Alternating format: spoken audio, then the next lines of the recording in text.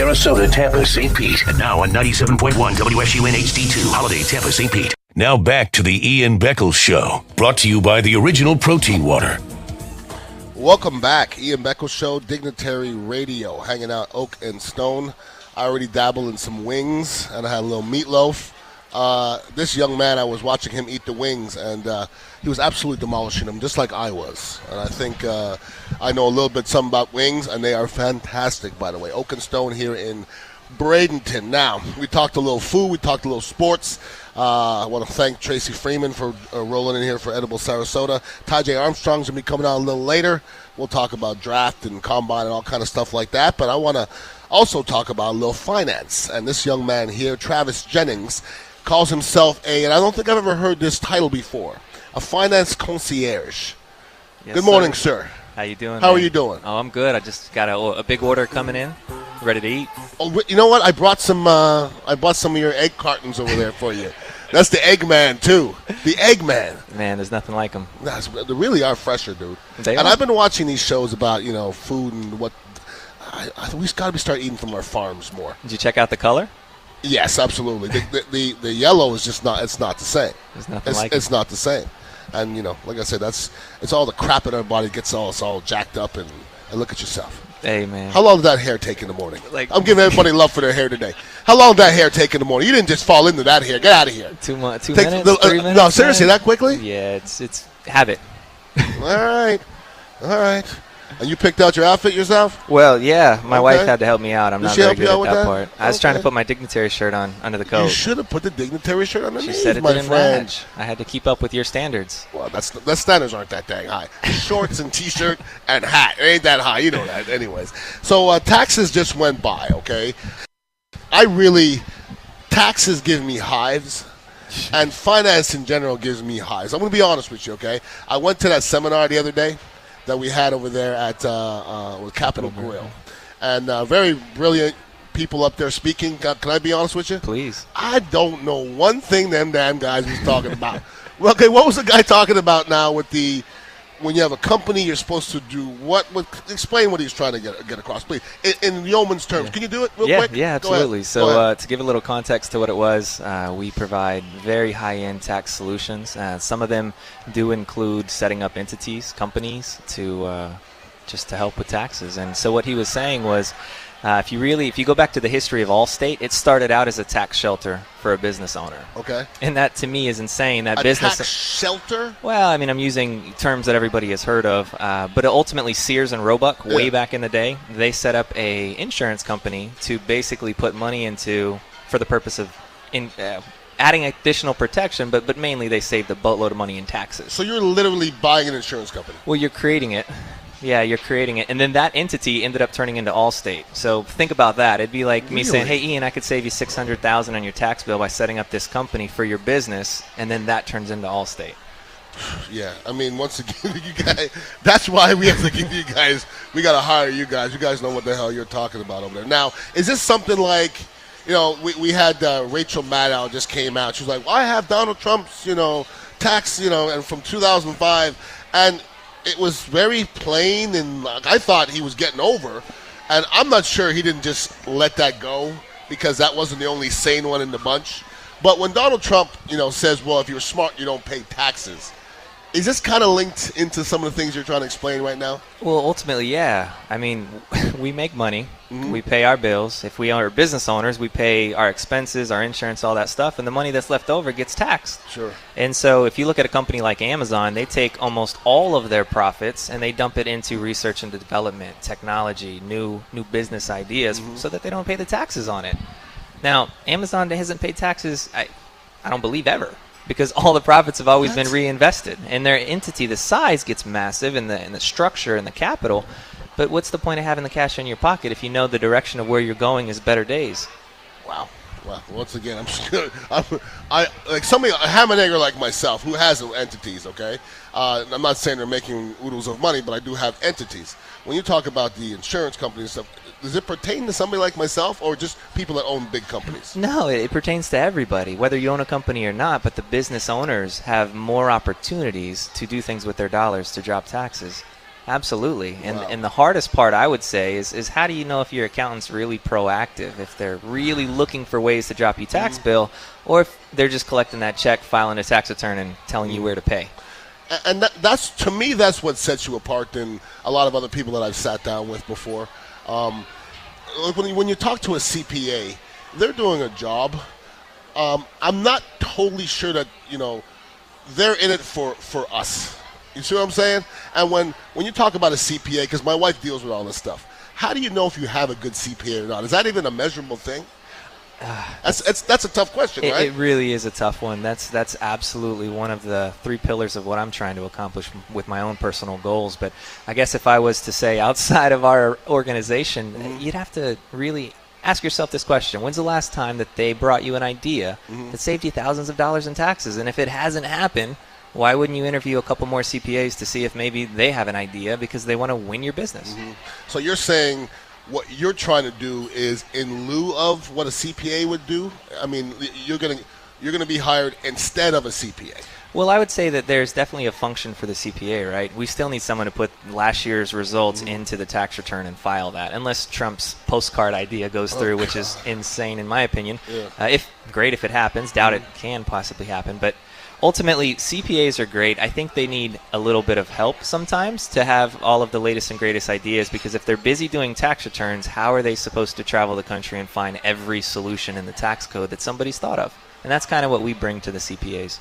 So wouldn't that make you a better CPA if you really dug into that, a little deeper into it? Absolutely. I mean, there's a couple CPAs in town that do 1 or 2 of the strategies, and they are literally known as the top dogs in the town. Really? And they do 1 or 2, and we're bringing like 30 to 40 to them to make them even better. So, yeah, absolutely. Now, we're talking to Travis Jennings from Cape Financial, and when you talk about the couple strategies, we've talked about this in the past. You've talked to me about it.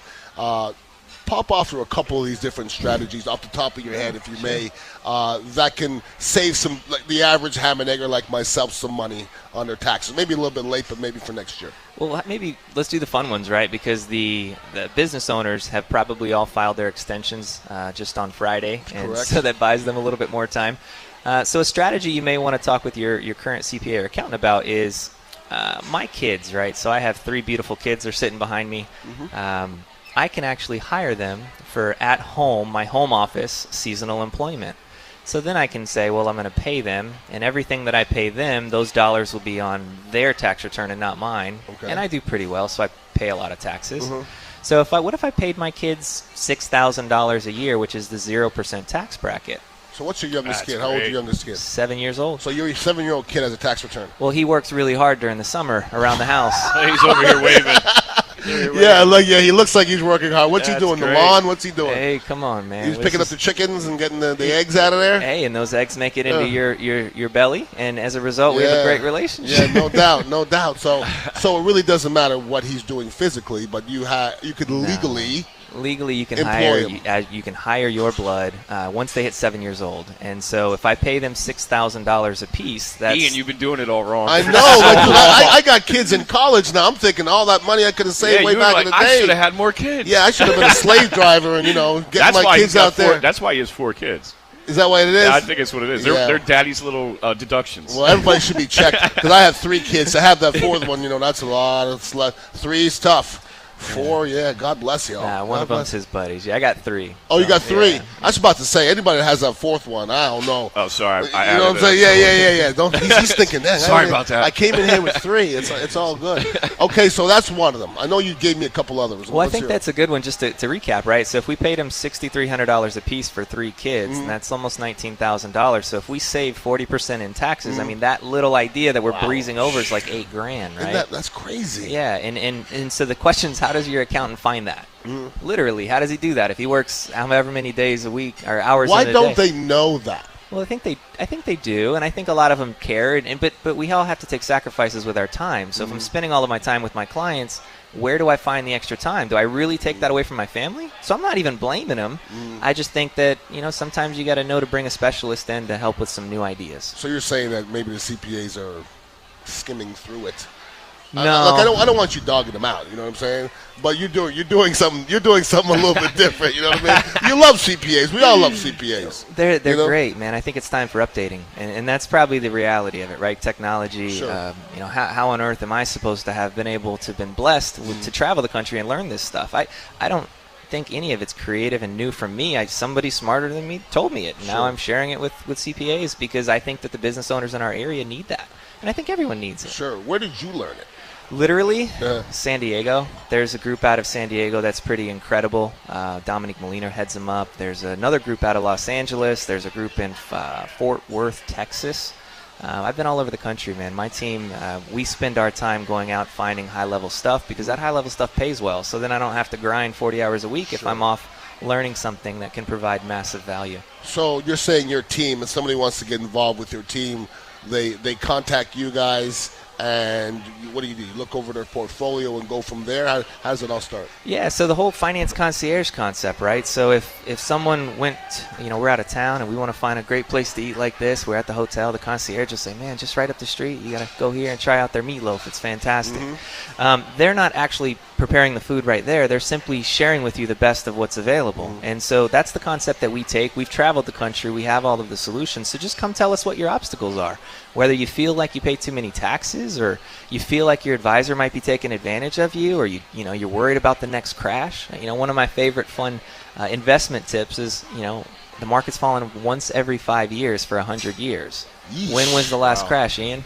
Was it 5 years ago? Can you count? No. How many years ago? Keep going. Well, 08 was the big one, right? Oh, Yeah, so it's been that long. Does it feel like maybe there's a little overdue? You know what's funny you say that? Lately I've been watching a lot more government type, programming, and it scares me a little bit. And that's what they were saying. And one guy was like, the crash is due. And I'm like, well, how can they predict that? Because they go way, way back. I understand that. So you're telling me right now. So if we knew that there was going to be a crash for the next 12 months, what should the average person do if you take everything out of the stock market, which is doing amazing right now? No, I don't think that's the solution, and I would get in a lot of trouble if I started making those types of recommendations over the phone, over the computer. Yeah. I can't even speak English right now. It's all good. But here's the reality of it. I mean, Google, go away in May.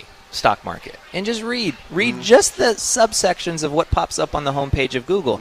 Statistics will teach you that if you simply got into the market in November and left in May, you would average 7.9%. If you got out from May to November, you would miss like 16 of the last 21 recessions. Really? Yeah, and the market only returns over that segment less than 1%. So if you're making 7 in this 6 months and barely 1, and there's a lot of crashes in the summer, why would you invest in the summer? Do you do that? Who? Do you do that? Yeah. You do that every year? Well, no, I pay managers that do that. Okay. Yeah, I don't do it myself. But that's one of the strategies that you do. Oh, guys, it gets crazy. You can go into the holiday season. There's 20 days that perform better than all 365 days in the year. Come on. 20 days. And you can invest in those 20 days into one ticker symbol. And this is not a recommendation. Okay. But statistics show that you could average over 8%. Investing in one thing for 20 days, I think the worst it's ever done was like a negative 1%. But that's not a recommendation. But that's the kind of knowledge that's out there. And so when you look at the stock market and you say, okay, let's be honest for a second. There's two sides to every trade. There's a winner and there's a loser. There's me, and then, well, isn't Goldman Sachs playing in the same pond? I would think so. They're buying and selling the same stuff as everyone else. So when you jump on the computer in like hero mode, I'm going to go save the world because the crash is coming. Like, be careful. There are people that are playing on that. You're a gambler, though.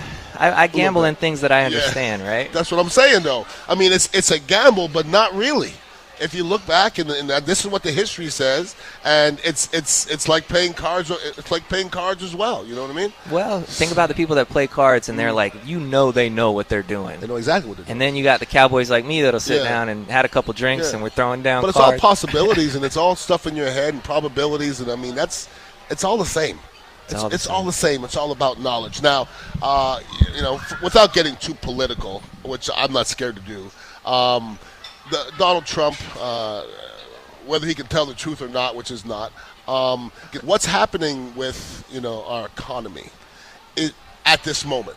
Is that something we can smile about? Because there really is not a whole lot else to smile about right now. Ooh, I don't know, Ian. Is that I a think deep I'm on question? a different side of that table, brother. I'm Really? Yeah. Well, please man. bring it over, please. Yeah. I want to hear something to make me feel good. No, I'm a very optimistic guy, man. Okay. If realistically, who's ever been inside of a government building and got fantastic service? No. Never, nobody, no, ever. And no. so what he's doing is he stepped in there and he's saying, all right, we need to cut down the size of our federal government. Okay. Well, those are jobs. Well, I don't know anyone that takes those government jobs like above and beyond to really carry out the mission, right? What's Okay. the mission? They're not efficient with their money. You can look at the post office. You can look at Medicare. Social Security is supposed to literally in 2035, we're going to be able to pay people 77 cents on the dollar. Right now. Why is that? Because we're wasteful with the way that we spend our money. And so for somebody to go in there is out insane as he is. I'm not saying I think he's great, but I'm saying that we need somebody who's that far out there to simply go, let's apply some common sense here. Politicians, you guys have been, on the take for a little bit too long. What does common sense and politics have to do with each other? Yeah. They have nothing in common. Nothing. They have nothing in common. Like seriously, when I sit there and I watch these guys, common sense is the last thing I'm thinking about. The last thing. Last thing. But common sense would say that we have no business fighting a war in another country. We have no business being mean to people. We should just be. There's not even a name for the war. There's none. We don't even know what we're doing. I don't know why we're there. I don't know what we're looking for. I don't. But no. And you're an intelligent guy, and you don't know what we're doing there. Well, I think I know, and I think you know, and I think that a lot of people know, but a lot of people, it's not the common accepted theme, right? Mm-hmm. Right? I mean, we know we're over there for a reason. We know there's stuff What's going the reason? on. Come on, man. Like what? Why would we be anywhere ever? I don't know. Money, right? Okay. So okay. what are we doing? Okay. So if we're trading in We're dollars, protecting money. yeah, right? Because everyone wants to buy oil in dollars, yes? Yes. Okay, and so when absolutely. Russia and China want to buy, do you think they want to buy them in dollars? Probably not. And do you think Syria has anything to do with that? Yeah, no. Yeah. Listen, we're saying the same thing. This is a different way. That's it. Because everybody says, well, they're going to make some decisions. Our decisions are made through dollars. Through dollars. Period. And I think if we encourage the business owners and we cut some of the regulation and we allow businesses to flourish, man, come on. As a business owner yourself, you know that we have to jump through so many stupid hoops, right? And we have to be careful how many people we hire. Why would we have to be careful about how many people we hire? We should be able to hire because that's more taxpayers. There's so much going on out there, and I know so many small business owners in this area, and I hear so many stories to where I want to go to the government and say, are you trying to just kill all the small businesses? Because they nitpick you to death, okay? This in the ordinance here, and this ordinance here, and I'm like, you got to be kidding me. You should be bowing down to the small business owner because that's the nucleus of our existence. You know what I'm saying? And it just seems like, I don't know if Tampa's any different than anywhere else. I don't think it is. But it seems like the government is against small business owners. Right, and so to reduce that, right, the government to make it smaller, to take away regulation, then wouldn't that help things?